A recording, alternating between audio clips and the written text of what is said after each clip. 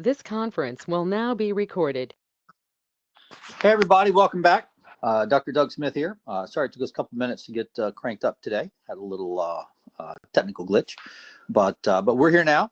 It's Tuesday, and it's time for our Monday through Thursday 1 p.m. podcast. This is the podcast where you will hear the truth about what's actually happening with the opioids. We present the science here, and that's what we're going to be doing today, is presenting some science. We try to keep these podcasts short so that we don't bury people in too much information, and just a little bit every day. Now, what we're doing here is we're going through the citizens petition page by page, and the citizens petition that has been published on the FDA website, it's got a lot of science on it. And what I did was I broke down the factual causation. Factual causation is X caused Y, that the opioids cause genetic damage. And we broke it down into 5 categories: general causation, specific causation, signature disease, biomarker of exposure, and biomarker of disease. And we've gone through general causation, specific causation, signature disease, and now we're in the middle of biomarker of exposure. And so if you take a look at your screen there, you'll see a chart. Okay, and that is how DNA information is shared between people. Okay, if you look very carefully, you will see that in that chart there are 16 separate entries. Each one of those entries is an address. Now, the way that geneticists, the way that DNA people talk about DNA is every site has an address. Now, these sites are what are called nucleotide bases. If you've seen a picture of DNA and you see the double helix with the bond between it, each one of those bonds is a pair, a nucleotide pair. And human DNA has about 3 billion pairs. Okay. And so what we did, and what's on your screen right there, we did it. We accomplished it. It was a lot of work, but we did it.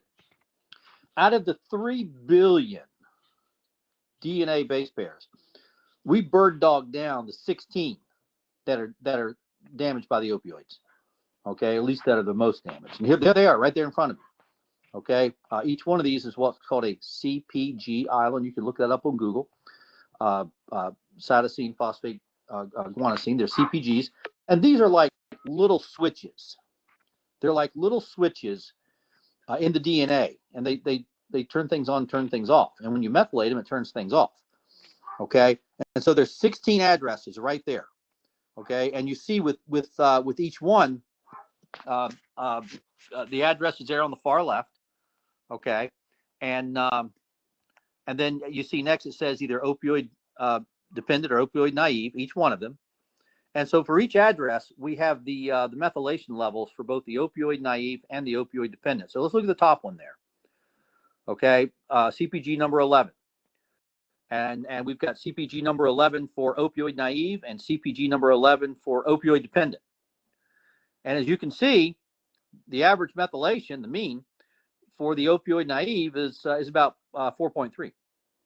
And the average methylation for the opioid dependent is about 8.3. Now, all right, so now wait a minute. If it's a mental illness, okay, if the psychiatrist and the addiction specialist and the public health specialist, if all these people are right, and what's happening to all these people is a mental illness, opioid addiction, opioid use disorder, those are mental disorders. That's a brain disease. Okay, if all this is a brain disease, why are the numbers different? And you can go line by line. CPG number 11, 4 and 8. CPG number 8, 6 and 10. CPG number 7, 7 and 10. CPG number 5, 5 and 7. CPG number 4, 11 and 18. So now wait a minute. If what's happening to the people is a mental health diagnosis, why is there a difference in the DNA? If it's a mental health diagnosis, that would involve the DNA at all. You wouldn't be talking about the DNA. And so what you're looking at is the actual scientific evidence that it never was a mental health diagnosis. It never was, never will be. It's a genetic disorder. It's genetic damage. It's genetic poisoning. Okay, go back to the top there, CPG number 11. It went from an average of 4% methylation. You measure methylation 5%. It went from an average of about 4.3% methylation to 8.3% methylation.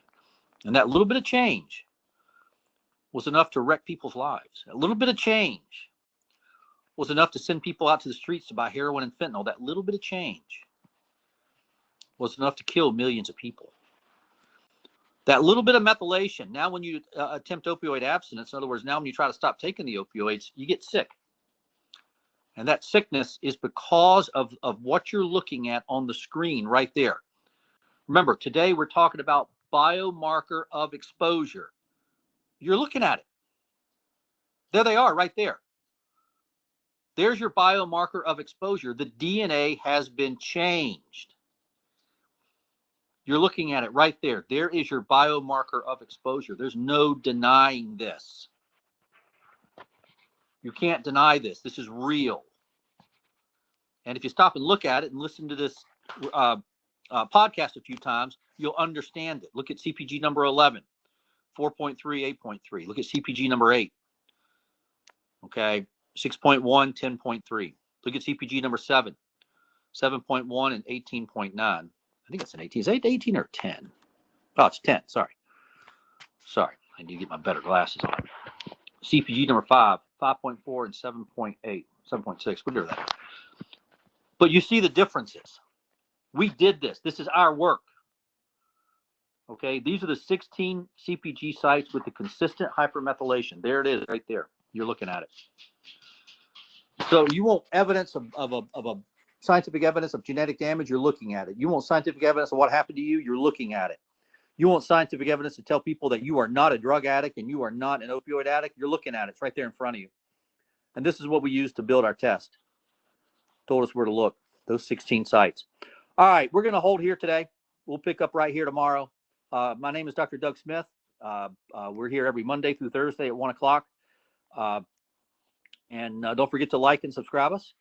Post us on your social media and put us on everybody else's social media. And we'll continue to talk about the science that is the truth behind what actually happened with the opioids. See you tomorrow.